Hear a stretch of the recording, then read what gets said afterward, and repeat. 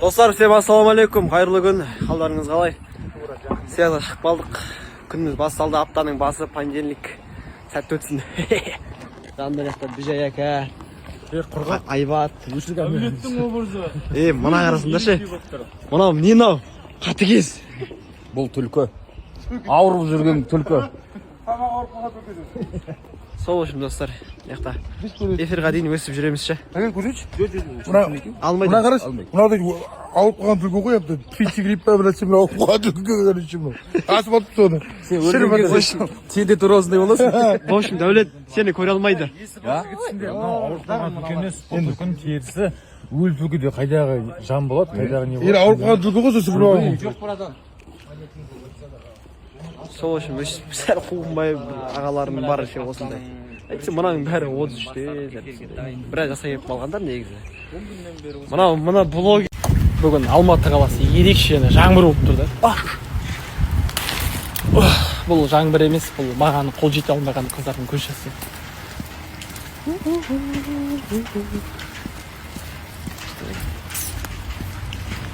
Қандай? Ау? Ну да. Мынау не енді, а? Летнеге ауысып тұрады ғой дөңгелектен, не істейміз? Жаумайды, ауыстыр деп. Нема бұл? Қайырлы таң осы ма не? Yo'q, degan qancha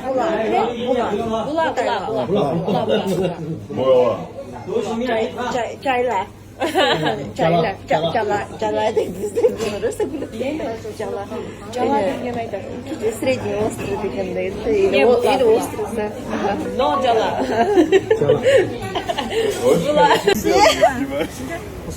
Не, ну правда, оно оттирает. Серьезно? Да, смотри. Это сколько стоит? Это недорого, правда. Классно. Көчөдөн эле кармап утун тазалай береткен булар десек. Мама. Они, оказывается, классно, реально чистят. Прям аппа покупки. Алдым. 2 штук алдым. Бұл киім душында эле тазалайм. Зубный щетка пастамен жуайм. Thank you. В общем, тамақ ішіп шығып, бәріміз семеймен осының қарындастарым, мама, Әсел бәріміз бірге қайтып баратымыз, енді үйге барамыз қазір. Бәріміз бір Ореодан ұстабамыз. Бәрінің қолдарында Орео. Мен как всегда қолымда аңсар. Менің Ореом ішем дейді. Жағынан сұрағы маған бермей жатыр ғой. Әңгімеміз тойбастарға да келді. Негізінде қазіргі тойларда тойбастар қоймайды екен. Бомбоньерка ғана қояды, болды. Ну, типа так модно.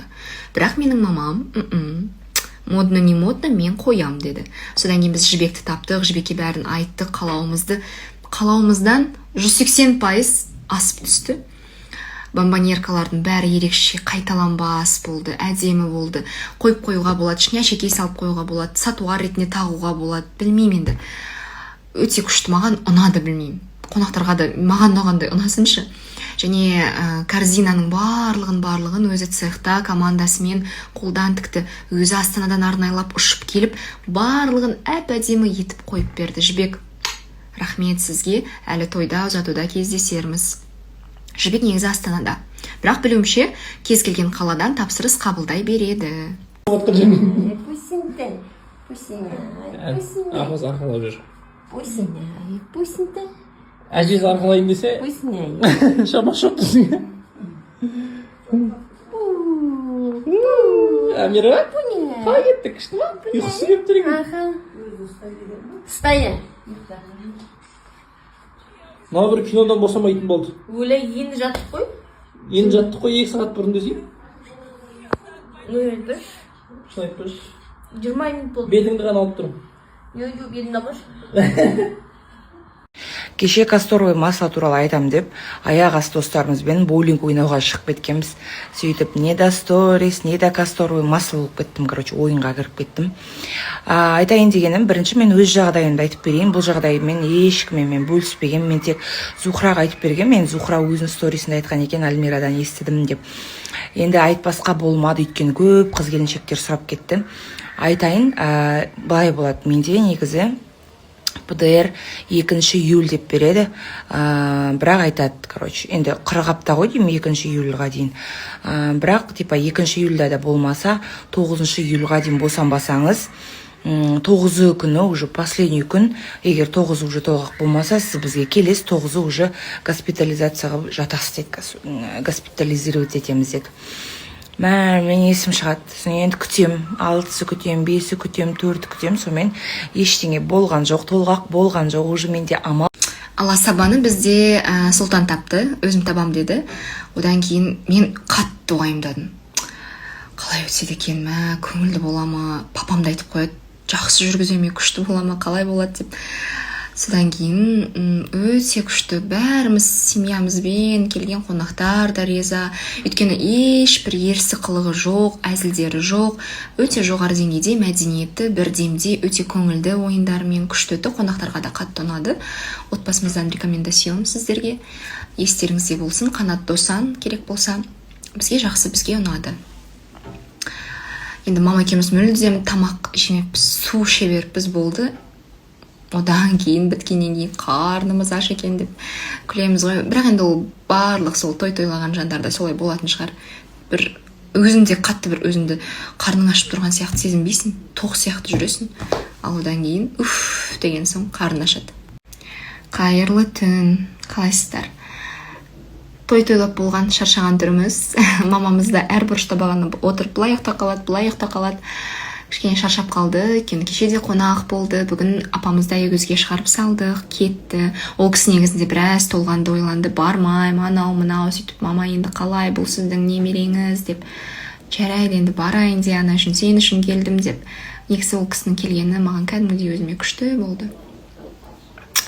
Сол бұл негізі ұзату емес, көп адам неге ұзатылмай кетті деп антаң болып жатыр. Бұл ұзату емес қой, бұл жай ғана сырға салу, әуелгі алғы шарт, сондай жөн жоралғы, содан кейін ұзату болады.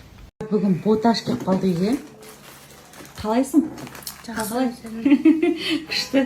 Қанша уақыт екеуміз кездеспей, 20 күнде бұл қыз Таиландқа барып келді. Мамасымен, жігермен қып-қарашқа болып күйкепті. Загар алып, әдемілеп. Қалай демалдың? Көрініп тұр ма демалып келгенде. Күшті, етімен алмадай болып тұр. Ұятым ойланып жатыр ғой. Қалай екен шетел? Біз үйден шыға алмай отырық мына жерде енді. Сенен әңгіме күтіп. Дұрысқа жастарың енді үйде отырыңдар. Ағзалықта қанасыңдар да. Айтып айтсадым ма деп. Жоқта мен қазір көрсету керек. Мына жақта мен балама деген, бота деген тамақ әкеп. Да, дома. Мынандай бота осындай тамақтар алып келді. Біздің Османчикқа толтырып барлығы новый, қараңыздар ки.